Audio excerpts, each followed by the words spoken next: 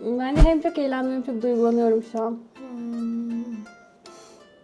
Beni... Şu anda duygusal bir an yaşıyorsun. Bu durumda birkaç şey yapmak iyi gelebilir. Kendine zaman... Kendine zaman tanı. Bu bence bir takıntı. Bence değil. Bence bir Sen standart. normalize etmişsin. Yeterince biliyorsanız Koç burcu kadınların omuzu geniş olur. Ya onunla ne alakası? Buldum ya. Kendine mi? Seni. Ya kendini düşüneceksin. Ama bu soru böyle olmaz. Tamam, ben de seni düşüneyim o zaman. Sen de beni düşün. Tamam. Aa, kal geldi.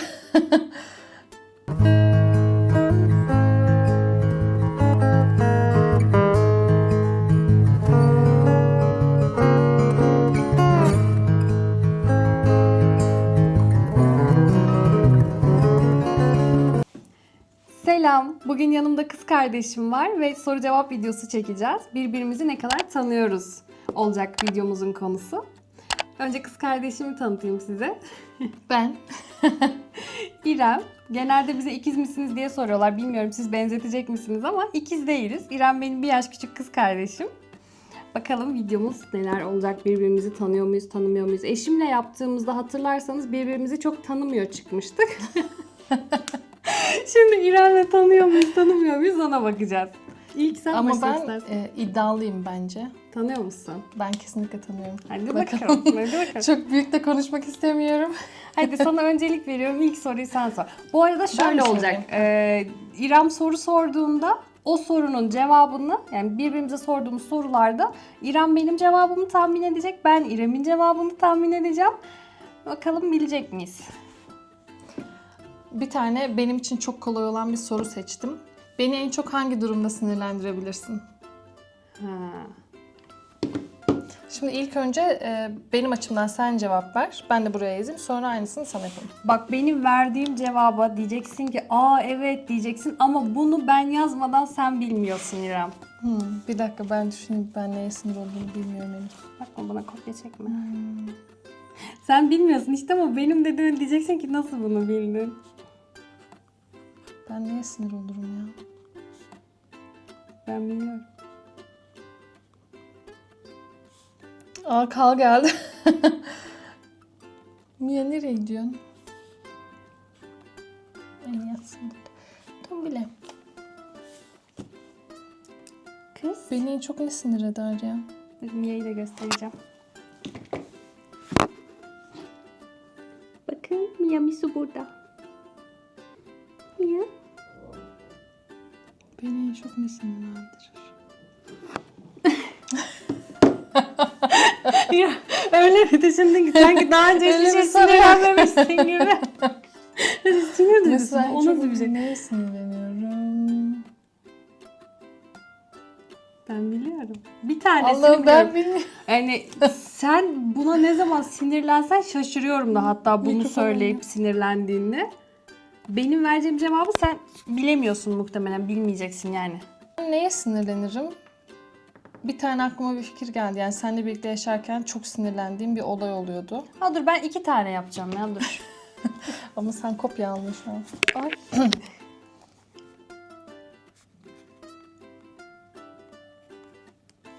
Ama bu kalemi de ilk ben kullanıyormuşum.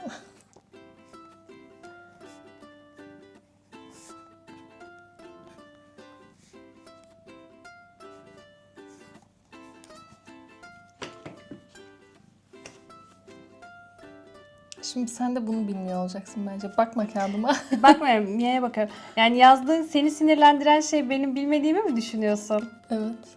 Mümkün olduğunu sanmıyorum. Kalem yazmıyor. Al bununla yaz. Ucundaki hala çıkmadı. Çok merak ediyorum ne yazacağını.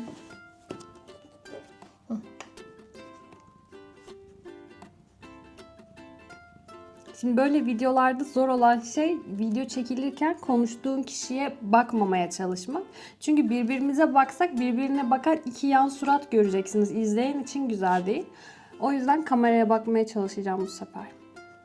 Tamam ben yazdım bir şey. Yazdın mı? Evet. Ben sana vereceğim sen de bana.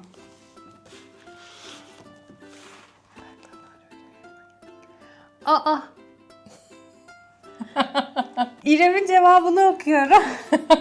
O kadar saçma bir şey ki. İrem'in en sinirlendiğini düşündüğü şey zile bastığımda kapının geç açılması veya açılmaması. Şimdi burada bir açıklamasını yapmak istiyorum.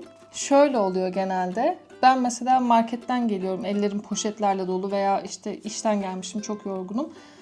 Anahtarı ya evde unutuyor oluyorum ya da çantamdan o esnada çıkarmak istemiyorum ve zile basıyorum ve mutlaka hiç şaşmaz Neşe duşa girmiş oluyor.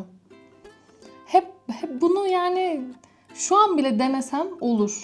Hatta bazen eve ablamın evine veriyorum, kargoyu veriyorum. Kargocu geldiğinde de ablam duşta oluyor mesela.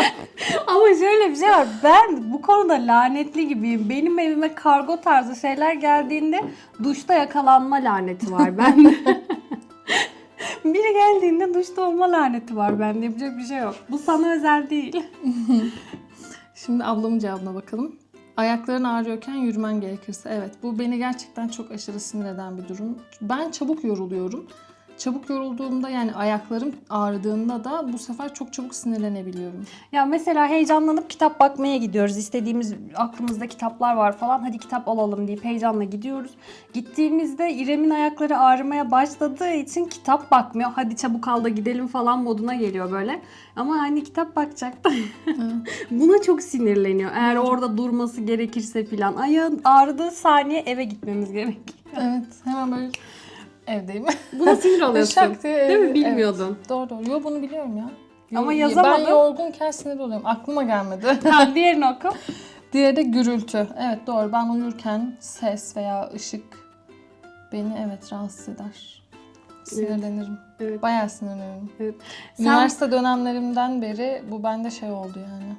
Ne oldu? Evet. Ha, İyice- üniversitede mi edindin bunu?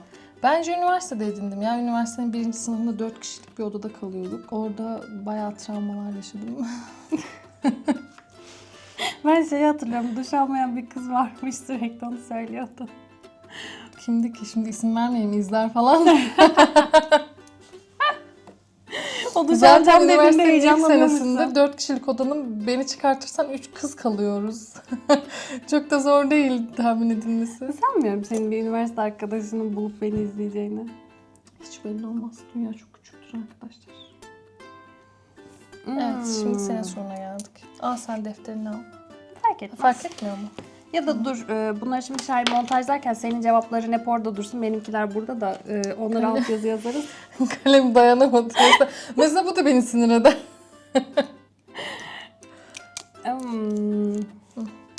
Ay İrem. Heh. Şimdi bir kalem temini yapalım ve Şu yazacak bence. sorum evet. şu. Gönder Birlikte yaptığımız en büyük yaramazlık neydi? Bunu hatırlamadığına eminim. Ama ben hatırlıyorum bir şey. Yani şöyle direkt söylesem olmuyor mu ya? Bunu direkt söyleyelim Direkt, bence. bunu direkt söyleyelim. Direkt söyleyelim. Çünkü yani annemin bize anlattığı bir anı var. Ne? Köydeyken biz küçükken her yerde de kilit. 3 kardeş buluşup birinin evine gitmişiz. O evde kimse yaşamıyor yani, herhalde şehirdeler mi başka bir yerdeler mi bilmiyorum. Öyle bir komşunun evine gitmişiz sanırım. Ne yapmışız? Bu değil miydi senin hatırladığın? Yok. Yani Ben annem merak bunu- ettim hikayeyi. Ne Şöyle, yapmışız? ben hatırlamıyorum. Ben çok küçükmüşüm ama abimle sen bayağı eğlenmişsin. Yani annem bunu çok büyük bir olay gibi anlatıyor ama tam olarak orada ne yaptık? Ne kadar saat ortada yoktuk bilmiyorum. Bahçesine yani. Bahçeye gitmişiz, evet. Ev boşken onların bahçesine gitmiş, Evet. öyle mi? Evet. Ne yaptık orada bilmiyorum. Hiç hatırlamıyorum böyle bir Ben şey. de hatırlamıyorum ama annem her sene geldiğinde anlatıyor. Allah Allah. Evet, Bana... abim hatırlıyordur. Demek ki biz bayağı küçüktük. Muhtemelen de abim götürdü. Hiç hatırlamıyorum. Benim hatırladığım şey de yine köydeyiz. Çok küçüğüz. Annem uyuyor. Annem köydeyken her öğlen uyuyor. Evet. Annem her öğleden sonra uyurdu. Annem uyuyorken biz İrem'le çok sıkıldık ve hani bayağı küçüğüz. Böyle 6-7 yaşlarında filanız.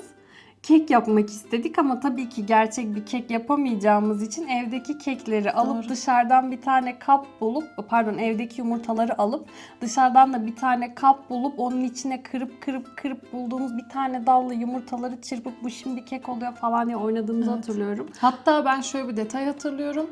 Topraktan bir kek hamuru yaptığımız için yumurtayı ne kadar kırarsak kıralım Evet. onun rengi dönmüyordu. Asla sarı olmuyor. Asla sarı olmuyordu. Ben de sürekli bir tane getirip kırıyorum, bakıyorum, karıştırıyorum, olmuyor. Gidiyorum bir tane daha getiriyorum. Artık evdekiler bitti. Tavukların şeylerine gidiyorum. Tavukların yumurtladığı yerlere gidiyorum. Gerçekten Oradan mi? yumurta bulup tüm evdeki yumurtaların hepsini kırmıştık. Ben şeyi hatırlıyorum, böyle bayağı bir yumurta kabuğu olmuştu ama nasıl gözümüz döndüyse evdekiler bitmiş. Hani bir derdine düşüp bizim çamurla yaptığımız, toprak attığımız kek hamurunun rengi sarı olmuyor diye tavukların altından gitmiş yumurta almış. Ben sadece şeyi hatırlıyorum, hani yürüyemediğim için ben orada bekliyordum böyle. Birazdan İrem gelecek yumurta. Ben o esnada neler yaşıyorum. Yumurta- Tavuklardan yumurtalarını çalıyor. Benim ama bayağı oturuyorum, birazdan İrem gelecek yumurta getirecek, kekimiz sarı olacak. Bunu unutmadığına sevindim İrem. Unutmadım ya. Çok iyi hatırlıyorum. Ya o toprağın rengini, çamurun rengini, kıvamının güzel olduğunu hatırlıyorum ama rengini çok kötü Ama olduğunu. çok inanmışız, biraz daha yumurta kırarsak sararacak. Bizim yaşımız aşırı küçük ama. Evet. Hangi film veya kitap karakteri bana en çok benziyor? Ah. Bu güzel bir soru. Ama biraz düşünme gerektiriyor. Düşünelim. Sen beni düşüneceksin, ben seni bir de. Hayır.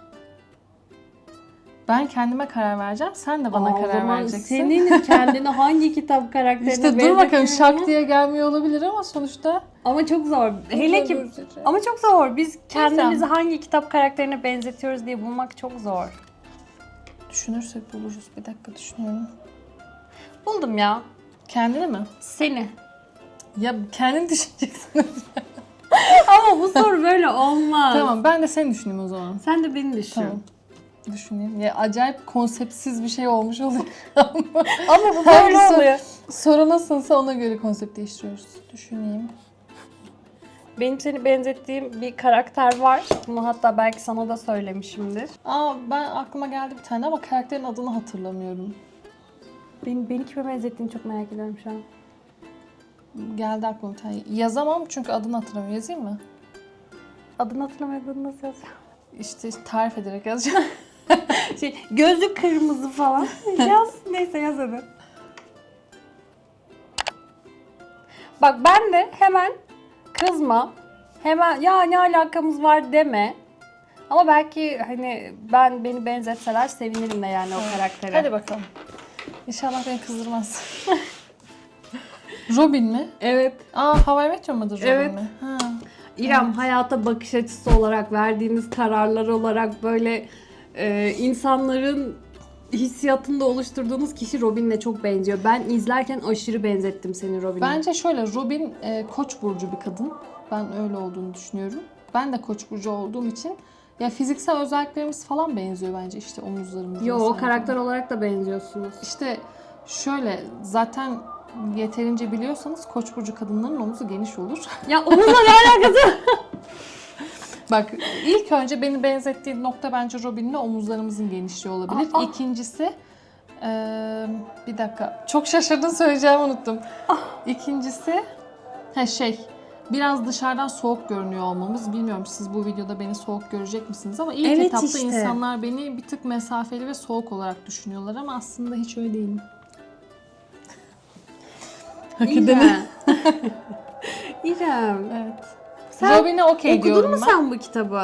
Aşk olsun. Senden sonra okudum ya. Hatırlamıyorum senin okuduğunu ama ben bu kitabı okurken şeydi yani, bu arada cevap Bülbül'ü Öldürmek kitabında kızın babası yazmış. Kızın adını bile hatırlamıyorum. Koko muydu yoksa? Ben de hatırlamıyorum yani, kitap gerçekten aşırı güzel bir kitap ve okuduktan sonra insanın kalbine yerleşen bir kitap. Evet, ben de karakterlerin adlarını hatırlamıyorum ama oradaki karakterleri, olayları, hissiyatı böyle şeker portakalı kitabı gibi insanın bir yanına yerleşen bir kitap. Burada oradaki hikayeyi anlatan kızın babası vardı Ve o kadar bana ben benzetmiştim o Benzetiyor karakteri. muydun? Evet. Yani şöyle Ve şeyi istiyordum. O adamla tanışmayı istemiştim ben, biliyor musun? Çok Öyle mi? isterdim ben o kızın babasıyla. Hatta böyle bir paylaşım yapmıştım ben. best sister ever.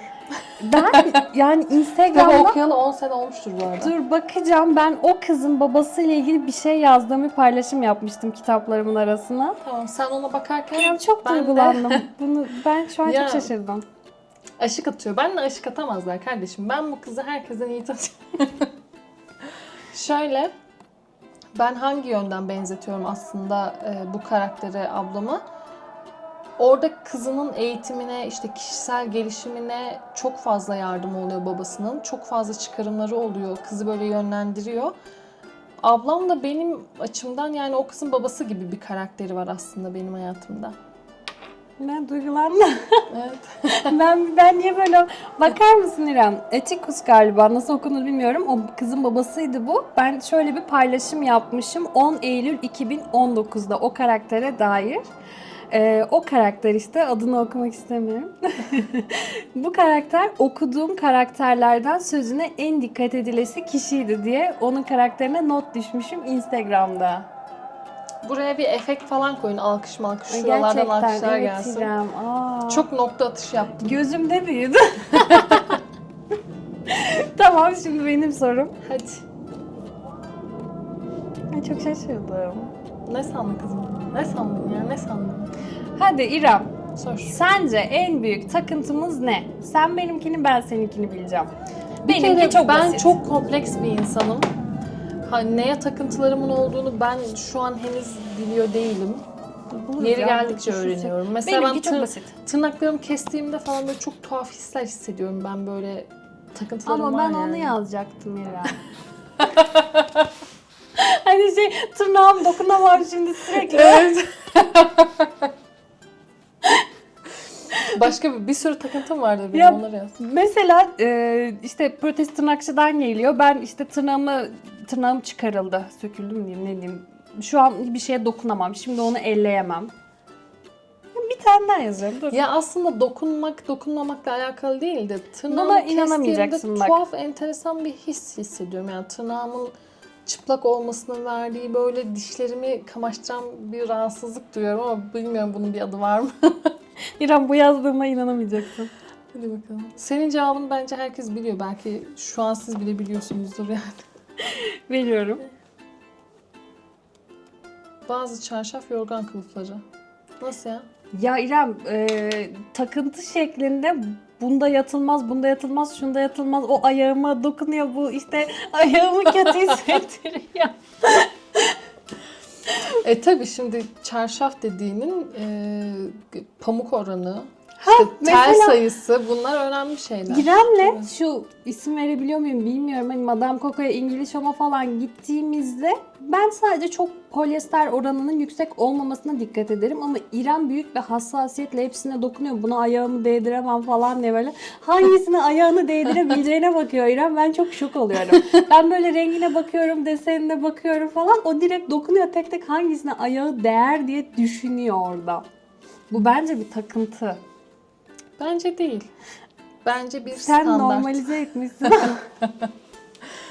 Benimkini okuyorum. Evet, temizlik. Tabii ki temizlik yani.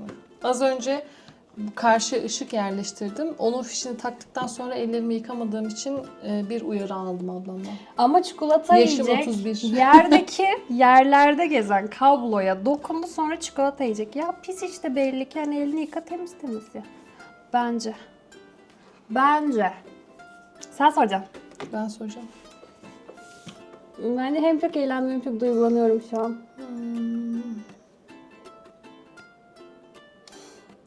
Beni Şu anda duygusal bir an yaşıyorsun. Bu durumda birkaç şey yapmak iyi gelebilir. Sus. Kendine zaman kendine zaman tamam. Tamam, bir tane buldum. Tamam acaba. Sür. Gloss. Bizi ikiz sanıyorlar bu arada. Siz benzettiniz mi? Bal gibi benziyoruz, bir bakar mısın? Çok benziyoruz İrem. Çok benziyoruz. Ben İrem'e dedim ki İrem, bizi hep ikiz sanıyorlar. İkimiz de pembe giyelim hani. Evet.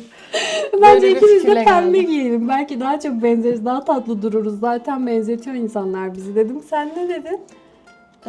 Antipatik dururuz Evet. dedi. Tabii canım. Bence Ne çok alaka? tatlı olurdu. Benim hoşuma Kazık kadar gidiyor. olmuş.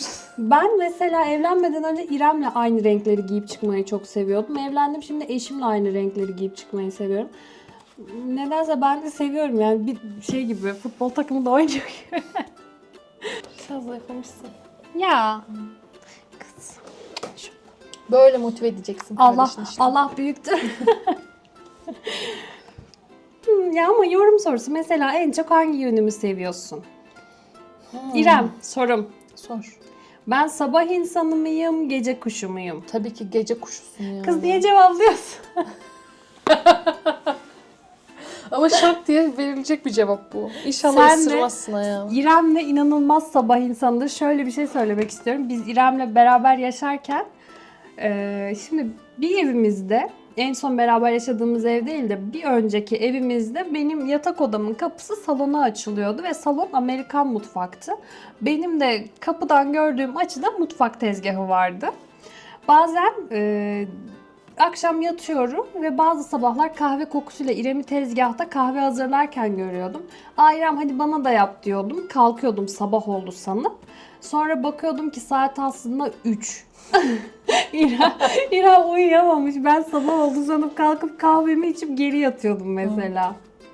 Tabii ya 3 abartı oldu. Hani 3 artık şu sıralar 4 oldu ama genelde 5-6 gibi kalkıyorum. Evet. Yani erkenden uyanıyor. Evet. Çünkü hayatıma bir sürü şey sığdırabiliyorum erken uyandığım zaman. Yani beni 12'de falan uyanıyor olsam benim için hayatın sonu gibi bir şey olur ya. Ama Hayatımı İrem, yaşayamam farkında yani. mısın? Şimdi herkesin olur yani, bir 5 dakika daha uyuyayım, saat 8 olur, üzülürsünüz, keşke bir 9'da 10'da kalksam dersiniz ya.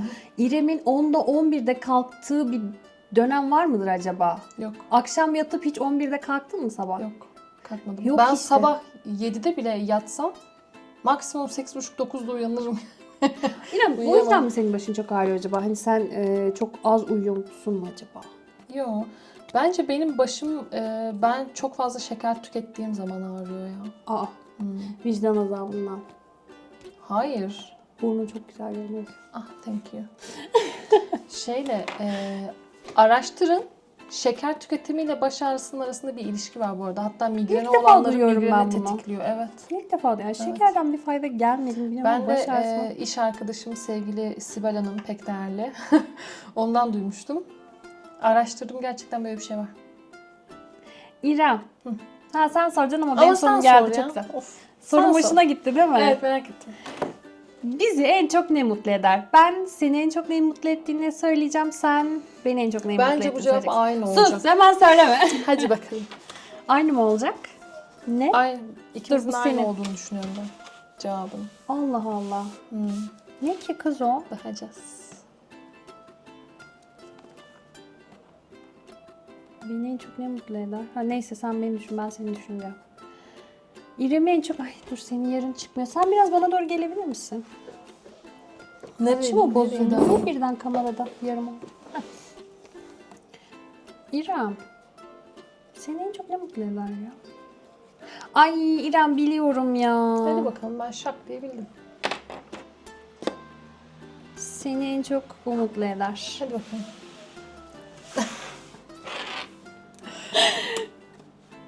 Ya İrem. Ben cevabın ikimizin içinde aynı olduğunu düşünüyordum bu arada. Ben bu arada bunun ikimiz için de aynı oldu. Çok emindim. Şimdi ablam demiş ki ben zayıflarsam mutlu olurum. Doğru. Şimdi bir de dedi ya, ikimiz de aynı şeyde çok mutlu oluruz diye. Ben hani düşündüm, ikimiz de zayıflarsak demek ki o doğru cevap. Ben çok emin olarak zayıflamak yazdım. İrem'in cevabı da bahçeli bir ev, yan yana olan evler. Biz çocukluğumuzdan beri bunun hayalini kuruyoruz. İnşallah bir gün 2 tane böyle, hatta 2'den de çok böyle yanımıza abimizi falan da koyuyorum. Güzel bahçeli, böyle kedilerimiz, köpeklerimizin bahçesinde oynayacağı bir ev. Güzel. Evet.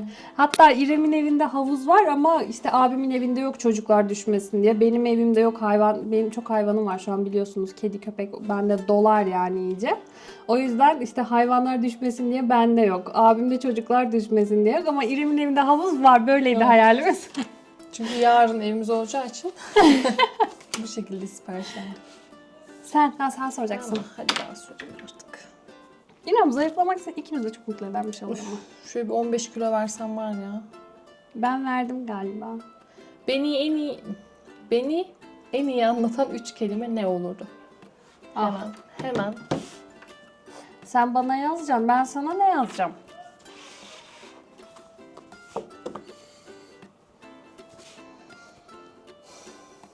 Üçüncüde takıldım. Ben birincide takıldım. Şimdi senin karakteristik özelliklerin değil mi? Evet, beni anlatan 3 kelime işte.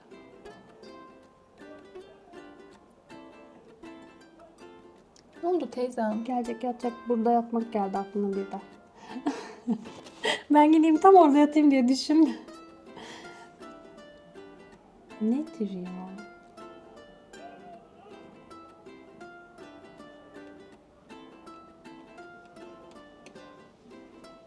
Ay bir tane bile bulamıyorum. Beynim durdu. Ben buldum. Şak. Teyzesi de teyzesi. Teyzesinin kedisi. Ya bak şu son işinden dolayı yazacağım ilk madde o işinden dolayı senin büründüğün bir kişilik. Aman tanrım kötü bu. Evet ama işinden dolayı hep böylesin son zamanlarda. Ben bunun yani benim yazdıklarımla seninkiler bir olmayacak. Ben bana hissettirdiğini söyleyeceğim İrem. Tamam söyle bakalım. Kötü bir İkinci şeyler madde yaz. bana hissettirdi. Hı. Yani Mikrofonun sesini verin. Gel. Geldim bilmiyorum. böyle ya İrem. Hadi Şimdi bakalım. biraz karışık oldu. Çok zorlandım. Beynim durdu niyeyse.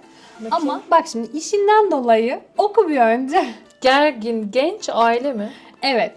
Şimdi açıklamak istiyorum. İrem, bunu da söylesem doğru mu bilmiyorum ama bir işi var. O işine başladığından beri hep gergin. Gene o. Bilmem ne beyle şöyle oldu. Bilmem ne hanımla böyle oldu falan. Ne bir gergin yani. Bu yansıyor. Ama aynı zamanda İrem'in karakterinin bence en büyük yansıttığı şey gençlik. Gençlik enerjisi, gençlik düşünce yapısı. Diğer bana en çok hissettirdiği şey de aile. Şimdi düşünüyorum. Bunların üçü yani şu an İrem. Şu Tamam. senin son birkaç yılın böyle ama bende. Doğru bence de böyle ya. Ha, bana kalırsa zaten gergin okey, aile okey ama genç Yani içimi genç, öldürdüler 2 senede. işte işten dolayı da hep bunu hissettiriyorsun ama bir şekilde. Evet. İşe başlamadan önce nasıldın? Çok nadir gergin oluyordum. Sen biraz gerginsin. Tamam hadi. Ya. Ah. Aa. Ay çok tatlı. İrem bana demiş ki Ya. cevaplarımdan utandım. İrem demiş ki neşeli, temiz, bilge. Teşekkür ederim. Bir de neşelinin altına pozitif yaz.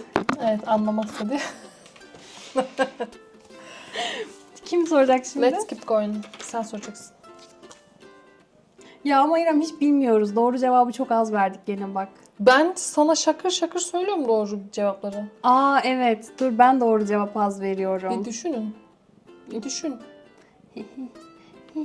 Baksana. Hadi şunu bilmiyordun. Ama bunların hepsi okey yani. İrem şu verdiğin cevap yani Alzheimer olsam bile unutmayacağım bir cevap biliyor musun? Bülbül'ü öldürmekteki kızın Yıldız'la babası Tekin. cevabı. Onu Evet, hatta bu. kesip saklayacağım. Çok duygulandım kız. Sence ben hangi burçta doğmalıydım diye bir soru var ama sen Koç olmalıydın, ben Balık Sen İrem. de kesinlikle balık ya. Sana balıktan başka bir şey ya. Şu Niye bana görüntüsü- terazi de yakışır? Terazi de yakışır. Zaten ama yükselenin terazi zaten. Senin de terazi. Evet. Ne Doğru. olur utandın değil mi teraziden? Yok çok şükür. Allah'a şükür. Biraz beni insan yapıyor.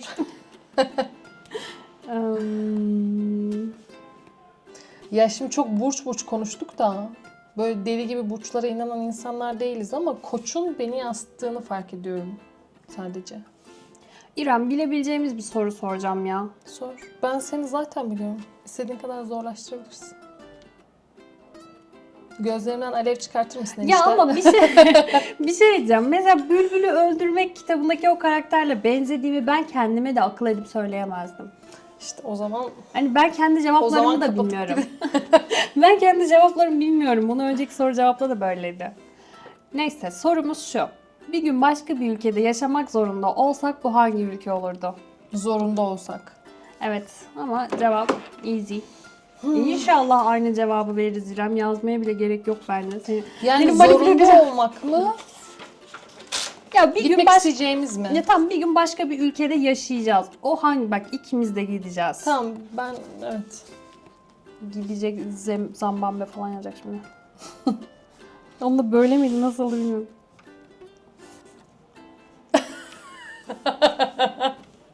İrem İskoçya yazmış. Benim cevabım Belçika. Belçika. Çünkü bizim annemiz Belçika'da yaşıyor.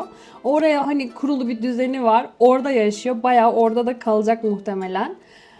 Gidersek oraya gideriz. Sen Annemizin... malumun ilanını söylemişsin. Çok basit Ben bir soru gitmek seçtim. isteyeceğimiz ya Ama annemden bağımsız. zorunda kalsak, başka bir yerde yaşasak falan zorundayız. Çünkü annemiz orada. Annemiz İskoçya'da. İskoçya kardeşim. Ben bir İskoçya'ya gidip yaşamak isterim yani. Ha yaşamak ister miyim bilmiyorum ama illaki bir gitmek istiyorum. Ben de çok istiyorum. Bir dizi vardı. Neydi adı ya? Outlander. Orada biz Outlander. Bilmiyorum nasıl telaffuz ediliyor. bayıldık o dönem İskoçya'ya. Oradaki o dağlar, tepeler falan. Bir engelli olarak ben İrem'le gitmenin hayalini kurarken bile gittiğimi düşününce bunalıyordum. Çünkü zaten yapıları çok tarihi, bir tekerlekli sandalyeye uygun değil. Ya da işte dere tepe. Gitsem bile bir tepeye çıkamam ben ama inanılmaz güzel bir yer İskoçya. Eğer bir gün başka bir ülkede yaşayacak olsak bu Belçika olurdu. Şimdi eşim benim bir iş bakıyor, bir iş görüşmesi de yaptı Almanya'da. Söyleme bunu söyleme. Ya bir şey olmaz. Bir ihtimal düşünüyoruz şimdi Almanya'ya gitsek nasıl olurdu diye. Gram istemiyorum ya. Çünkü annem Belçika'da. Avrupa'ya kadar gitmişim. Niye Almanya olsun? Ya da işte taşınmışım. Niye İskoçya olsun? En saçma korkum ne olabilir?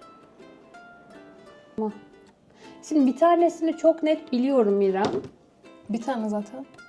Ha sen yok ama benim cevabımla senin aklındaki aynı değildir diye düşünüyorum. Yani benim senin korktuğun bir şeyi biliyorum. Aslında senin vereceğin cevap şu. Seni en çok ne korkutur saçma? Saçma olmasa da senin bir korkunu yazıyorum ben buraya İrem. Ama bendeki direkt ilk akla gelen cevabı da yazıyorum. Seni korktuğun şey. Bir alabilir miyim? Ben bulamayacağım galiba senin korkunu ya. Ne oldu? Ne oldu? Hani beni tanıyordun? Hani? He?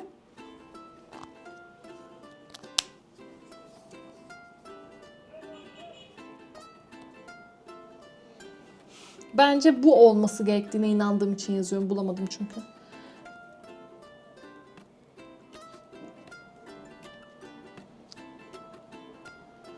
Evet. Yazarken gördüm bunu. Bence bu olmalı.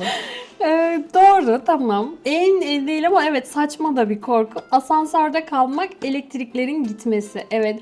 Bu düşünürken geldi aklıma. Duştayken suyun gitmesi de beni korkutuyor ya. Tabii canım. İlla ki. Geçen gün başıma geldi bu arada. Geldi mi? Ne Geldi. yaptı? Bir de diyorlar ki gece gider işte suyunuz bitse Yo. bile gündüz saatlerinde kesilmez. Efendime söyleyeyim günlük hayatına devam edebilirsin. Ne zaman ki gece yatıyorsun, gece 2'de 3'te falan o zaman bitmiş olur. O zaman gider su. Halbuki bu bir efsaneymiş yani. Benim 2-3 Geçen gün kere- duşa girdim gündüz saatlerinde ve gitti. Benim 2-3 kere duştayken gitti. Son zamanlarda da şey oluyor. Geceleri eşim evde takılırken bitiyor. O sabaha kadar takmış oluyor. Benimki de kötü rüya demişsin. Ama bir de Ailene bir şey olması. Evet ya beni en çok aileme, sevdiklerime bir şey olması herhalde korkutur ya. ne oldu? Yani Ne geçen oldu? gün yeğenim topun üstüne basmış, düşmüş. Onda bile çok tedirgin oldum ya çocuğa bir şey olacak diye. Biraz anksiyetik olabilir bu. O da ilkokul 2'ye gidiyor şu an. Ben Gökalp'i aradım sordum adı Gökalp. Ne oldu nasıl düştün diye. Çünkü burası morarmış şöyle kocaman şişmiş burası. Bana dedi ki topu basmışım düşmüşüm. Muhtemelen olay anını hatırlamıyor. Mantığını kuruyor. Topa basıp düştüm diye. Nasıl yüzüstü? Evet, Kuzum senin benim. sorun. İrem bunu Şahin'le de yapmıştık. Benim bir özelliğimi alabilseydin hangisini Şak alırdın? diye. Şak diye söylüyorum. Söyleyeyim mi? Söyleme dur, ben de senden bir şey almak Tamam, istiyorum. Ay İrem dur.